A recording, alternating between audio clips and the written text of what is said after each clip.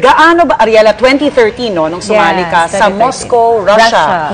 Gaano katagal at gaano ba kahirap ang preparasyon ng isang kandidata, lalo na Miss Universe ang sasalihan mo? Actually, Miss Rhea, ang preparation, from the start na mag-audition ka pa lang for Binibini.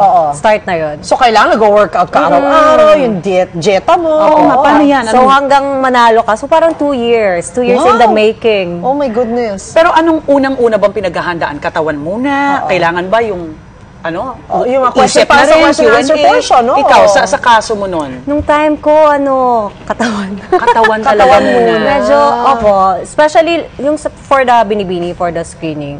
Yes. Kasi medyo yun yung matagal na process eh.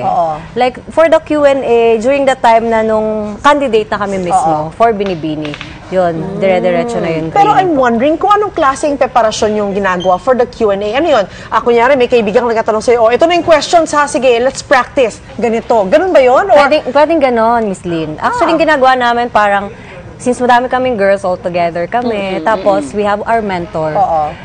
Magtatanong lang siya magtatanong actually. So kanya, Ariela, what do you think of HIV? Yes, Parang ganon. May mga organizations na rin kasi na tumutulong sa beauty queens ngayon, mga beauty queen makers talaga na composed of lawyers, doctors. I heard na sila yung nagtatanong. Actually, nakakatuwa kasi parang passion lang talaga nila yung beauty pageants kasi meron silang talagang day job. Kwento mo kami experience mo sa backstage ng pageant. Kasi diba meron sinasabing beauty sabotage, yung sinisira yung gown or tinatago yung sapatos, tinatapon. Siguro swerte ako nung batch ko dahil okay yung mga girls.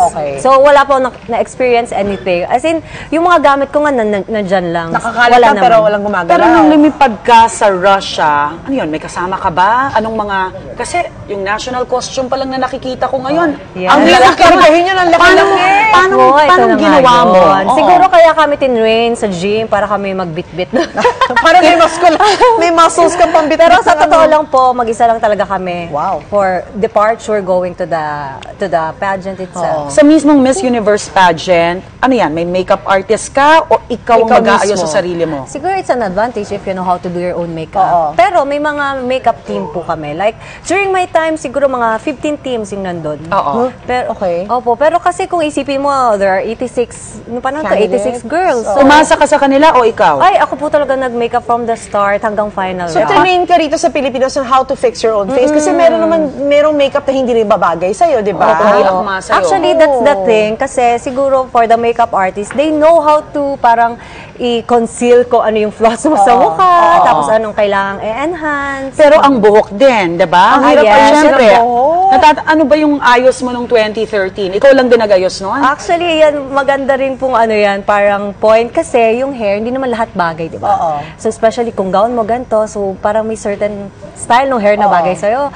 So, nung time ko, dapat talaga straight ako all throughout. Tapos, nagkataon ng preliminaries, bigla akong ban. Pero nagkataon na sa side. Pero yung talaga, yung style ko noon is yung kung paano yung hair ko nung binibini po, nung gown, na parang Miriam Kiambao lang nasa gitna yung ban.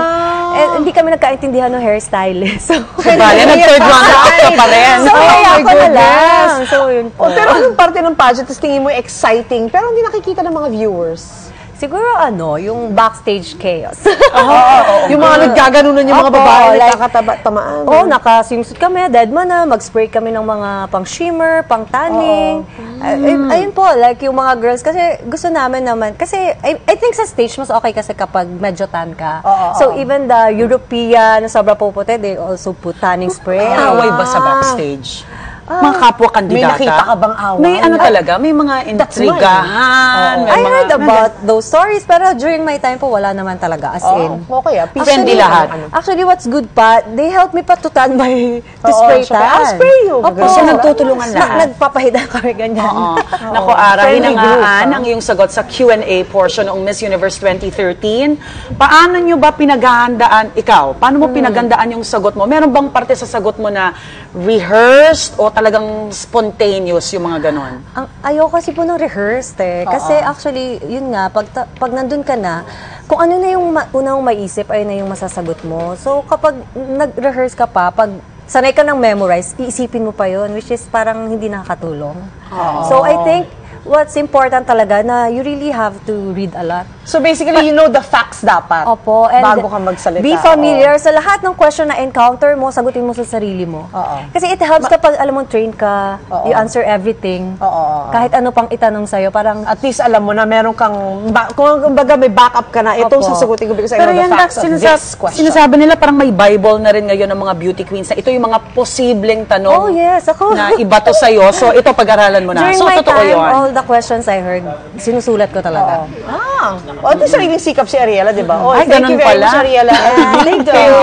Thank you. Alright, Ayan. magbabalik po ngunang hirit. Diyan lang po kayo.